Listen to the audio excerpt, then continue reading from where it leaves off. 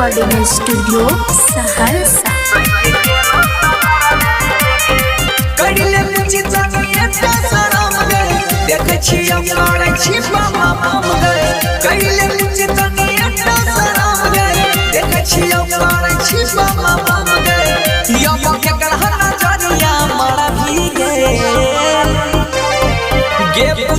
तोहर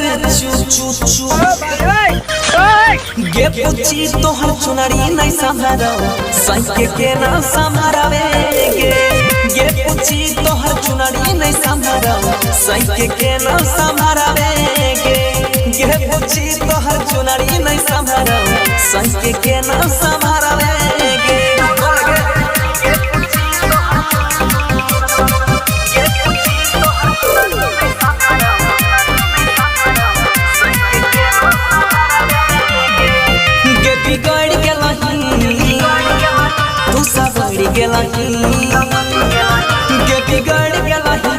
ये ना तोहरे छिकिया छौलिया तू त छही के बेजोड़ तोहर नहीं छो कोनो जोड़ के झलकै छो तोड़ ढोढ़िया सब छोड़ा का है छो तोरा माल के रखे बचा के अपन दोनों गाल के सब छोड़ा का है छो तोरा माल के रखे बचा के अपन दोनों गाल के एक एक कते पसंद की झड़ा भी गे पूछी तोहर गे पूछी तोहर चुनरी नहीं संभारो सही के ना संभारवे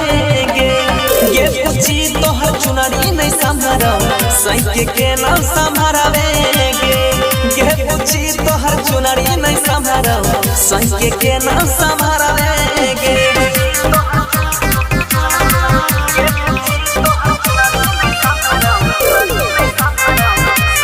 प्रेजेंटेड बाय पीयूष एंटरटेनमेंट। गाजा कत छही गे गाजा कत छही गे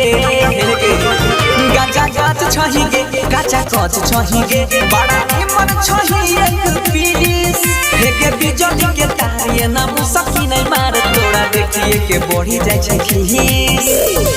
बनसी धारा का हो ना ने बहक गई सरवन सुजीत संग ये ना ने चाहत गई बनसी धारा का हो ना ने बहक गई राजा सुशील संग ये ना ने चाहत गई ई जवानी बोले कहां गरा भी गे पूछी तोहर गे पूछी तोहर चुनरी नहीं संभारो सही के ना संभारवी गे पूछी तोहर चुनरी नहीं संभारो सही के ना संभारवी गे पूछी तोहर चुनरी नहीं संभारो सही के ना संभारवी गे।